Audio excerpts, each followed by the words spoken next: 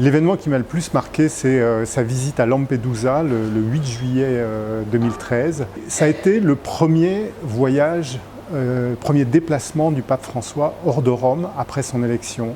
Il l'a organisé d'une manière complètement inédite dans les déplacements pontificaux, en ce sens qu'il a prévenu très peu de monde, il est parti avec 5 personnes. Là-bas, il n'y avait pas de papa mobile blindé, mais le pape a voulu venir en ce lieu, sans aucun cérémonial, sans aucune diplomatie, hors de la présence des politiques, etc. Simplement pour témoigner de sa compassion humaine et pour partager la vie des habitants de l'île. Et je dois dire, j'ai suivi un certain nombre de voyages du pape à l'époque où j'étais le vaticaniste de la Croix du temps de Jean-Paul II. Et souvent, je trouvais que c'était très très lourd, Et là, je regardais ça sur un écran et je me disais, mais c'est ce que j'aurais rêvé de voir à l'époque. Un contact aussi direct entre le pape et les personnes. Quelque chose de très léger qui marque simplement la présence du pape en tant qu'un représentant de la conscience et un appel à la conscience des chrétiens et de tous les hommes de bonne volonté. Pour moi, il y a un geste totalement inattendu, impromptu, d'une certaine façon inouï, qui résume tout. C'était le 26 octobre 2013. Ce jour-là, le pape reçoit les familles du monde entier et à un moment donné, on ne sait pas trop comment, on ne sait pas trop d'où, surgit un bambin, un petit garçon. Et alors, ce qui est absolument extraordinaire, c'est que le pape ne s'en offusque pas, le laisse monter près de lui, comme le ferait finalement un grand-père. Et ce geste, en fait, il résume tout. Il résume ce pape simple, affable, affectueux, souriant. Ce geste qui touche parce qu'en fait, le pape accueille donc cet enfant. Et en fait, on va se rendre compte que ce petit garçon, eh ben, il est autiste.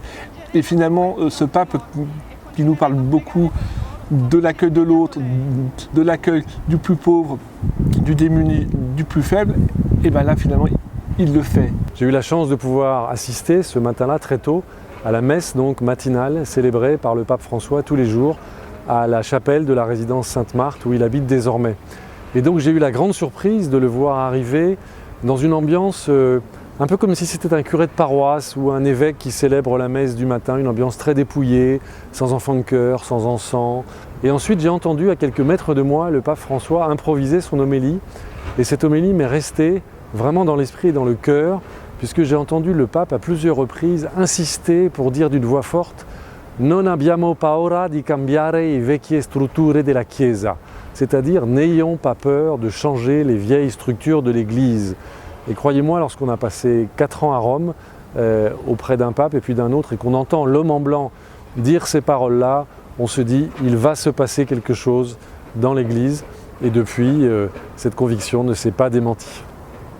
Le moment, en tout cas, qui m'a le plus bluffé, on va dire, c'était la conférence de presse que le pape a improvisée lors de son voyage au retour de Rio de Janeiro. Déjà, physiquement, l'épreuve que ça représentait pour un homme, alors 76 ans, qui sortait d'une semaine intense au JMJ de Rio.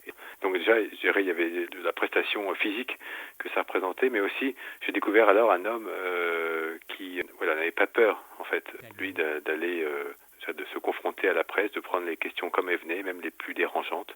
Et j'ai découvert aussi un homme qui faisait preuve d'une immense spontanéité et maîtrise de soi. Il répondait, ça sortait tout seul et en même temps avec une parfaite maîtrise de ce qu'il disait.